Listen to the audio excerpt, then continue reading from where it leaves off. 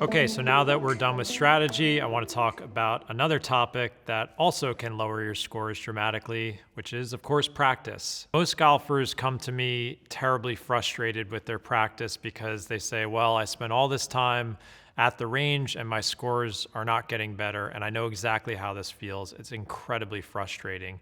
I had to unwind a lot of the mistakes I made as a junior golfer and find more effective ways to practice more efficiently with the time I had. So in this video, I'm going to quickly go over some of my tried and true methods from the 4 foundations of golf, kind of give you a quick crash course in alternative practice methods that I know can move the needle dramatically.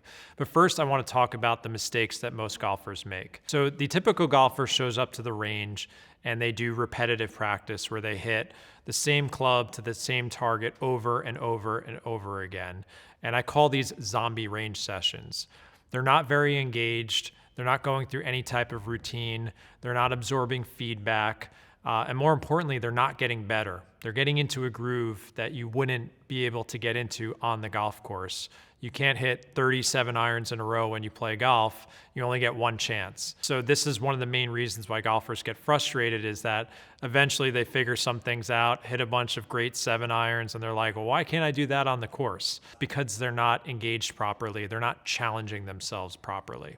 So I'm not against blocked or repetitive practice. I actually think it's great, but I think you need to have a few ingredients that should be consistent no matter what method of practice you're doing. What are those ingredients? It's intent and absorbing feedback. And what I mean by intent is every shot has a target. Every shot has an intention in terms of the type of shot you're trying to play, or maybe a focus. Are you trying to strike the ground in front of the ball? Something like that, some type of important intent. A lot of golfers don't go through any alignment routine because they're not picking a target. A lot of golfers won't align themselves properly because they're not picking their targets. And more importantly, they're not absorbing the proper feedback on each shot. They just kind of hit, see where the ball goes for a second, and then let the information disappear. So intent and absorbing feedback are critically important to practicing efficiently. I'm not against doing technical work on your swing. I think that's also another great way to practice, but I'd prefer that to be with the help of an instructor. I'm not a big fan of going on YouTube and looking for 50 different swing tips. I think that's what a lot of golfers do. They go to the range with a new idea every week of something they've heard on YouTube. And it just leads to like this endless cycle of frustration. So I want to introduce some other methods that you probably have not tried that I think will increase your ball striking skills. The first is just random practice. I love for golfers to kind of randomize how they're hitting golf balls. And a very simple way to do that is just change clubs or targets every time.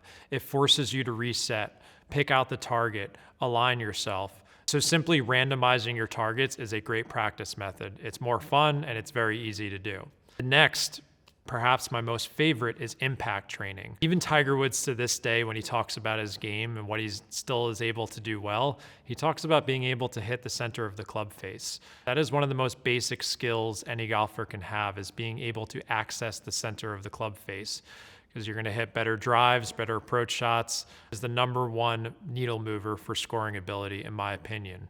And most golfers have no idea where they're striking it on the club face. So you've probably heard of this trick at this point. It's gotten very popular. Get yourself a can of Dr. Scholl's Odor X spray, something like that, and simply spray the face when you practice. And I want you to do a few things with this. First, I want you to understand where your tendencies are. I want you to feel what a toe shot feels like with your irons, or a heel shot with your driver, and start seeing if you notice any patterns. And more importantly, learn what it feels like in your hands, because you want to be on the golf course and be able to self-diagnose and say, okay, that was a toe shot, that was a heel shot. So the first thing we're doing is just trying to absorb the appropriate feedback. And then you can do a couple of different things with impact training. The obvious one is challenging yourself to strike the center of the face. Obviously, that's where all the good stuff's going to happen. But more importantly, you can challenge yourself to strike different parts of the face. So for example, my tendency is to strike the heel of the club face with my irons and driver. And when I know that's happening and I can feel it or see it with the foot spray, I will challenge myself to strike the toe. And typically what that does is it moves my impact pattern closer to the center. And I want you to be on the golf course and be able to feel this and say, okay, I know I'm towing it right now. I know I'm heeling it right now. You're practicing your impact training. You can consciously move your strike around the face. So I think this is one of the best ways to practice. You can do this at home into a net. You could do it at a driving range. I think impact training should be at the top of every golfer's list for practice methods. Moving along, another method I love is just experimenting like a kid. I want you to try all different kinds of shots. You can hit a low hook, a high cut. You can hit a bunch of flop shots with your wedges, a low bump and run. You can try and hit your 7-iron 50 yards, your driver 150 yards. Challenge yourself to do kind of weird shots and just have fun and explore what you're capable of. And it's not that I want you to hit these shots on the golf course. I actually prefer people to keep it simple and stick to one shot shape. But what you do when you explore different types of shots and different yardages, you're building up internal reference points in your body. You're building up skill. You'll be able to control the club face more effectively. You can shift your club path more around. You can change your strike patterns. So I love for golfers to take a little bit of time in their practice sessions. It could be maybe 5 to 10%. To just kind of mess around a little bit and have fun like a kid. And I think that will I know it will strengthen your stock patterns more often. Another practice method that has been incredibly important to me, and another piece of advice I give to all players, is my fight fire with fire practice method. I want you to take whatever fault you're seeing in your ball flight or impact tendencies and essentially do the opposite. So in my own game, I struggled with a hook for years because my club path was very in to out. Now, how did I neutralize that and start hitting straighter shots? I just tried to hit a cut or a slice. And by exploring the opposite end of the spectrum, trying to get my club to go out to in, it wasn't that I was trying to hit fades on the golf course, but the intention of doing the opposite neutralized the inherent issue. So if my club path was almost 10 to 12 degrees into out, which was danger territory, by trying to hit cuts for years, I moved it all the way to 2, 3, 4 degrees into out. And it's been one of my favorite practice methods. And you can use this with anything. So let's say you were hitting the ball way too high and adding loft and impact if your hands were behind the ball.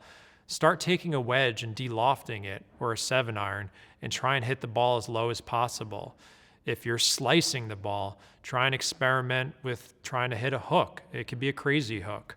As I mentioned earlier with impact training, if you're a toe striker, you can try and start hitting it on the heel. So essentially what happens when you explore the opposite end of the spectrum, you can neutralize the inherent issue. And it's one of my core practice methods that is still with me to this day. The last practice method I want to discuss is tempo training. This was one of my earliest articles on practical golf. It's a big, long chapter in the book, and you could definitely get more information on this. But the basics of it is that most golfers refer to tempo in like this generic way where they're saying like, oh, swing smooth. And that wasn't good enough for me. So I found this method called Tour Tempo. It was a book in the early 2000s. It's still an app. I've become very friendly with the family who started it all. They're wonderful people, the Novocells. And this is another practice method I still use and I've given to tons of other golfers. And it's very simple. There's an app that's called Tour Tempo. It's not very expensive. It's a one-time charge. And essentially what you're doing is you're trying to match your swing to different tempo beats that are in a 3-to-1 ratio of how long your backswing is to your downswing. And the beats sound something like this. And there's different speeds to them. Like this would be a much faster swing speed, but it's still in the 3-to-1 ratio. And essentially what you're doing is you're trying to match the beginning of your swing and your top of your swing and impact to these beats. And I can't tell you how helpful this is because it kind of gets you out of swing jail. You're trying to accomplish a task rather than thinking about what your body's doing, and you could just be an athlete. They have beats for the short game with putting and wedges, as well as your long game. And this has been very important in my golf swing and getting the timing down because the best players in the world all have repeatable timing or tempos in their golf swing. And I find that golfers of any levels using these beats, it's just another way to give your practice sessions more meaning, and more intent. And I can't think of any golfer who wouldn't benefit from this type of method. So I'm a big proponent of working on your tempo while you practice. So the last thing I'll leave you with on the idea of practice is just gathering feedback. If you listen to my podcast, The Sweet Spot, you know that Adam Young and I constantly talk about our big three. What are they? Impact location, face angle, and ground contact. Every shot you hit while you practice, you should be quickly absorbing some type of feedback. And I like to keep it to those three. There's some others you can use, and I get into that in my book. Where did I strike it on the face? Did I strike it well? Was it on the heel? Was it on the toe? How is my ground contact? That's a little bit harder to do on mats, but you can still figure that out, especially if you're on a grass tee, that's easier to see your ground contact. And last but not least, face angle. Where did the golf ball start? Did it start far to the left, far to the right, in relation to my target? And that, how open or closed your club face is one of the most important determining factors of scoring with your tee shots and approach shots. So every shot you hit, I want you to have a keen awareness of this basic feedback. Face strike, ground contact, and start direction, which would be correlated with the face angle of your golf club. Keep your eye on those three, absorb them after every shot, and see what you can do to adjust with all the different practice methods I've given you.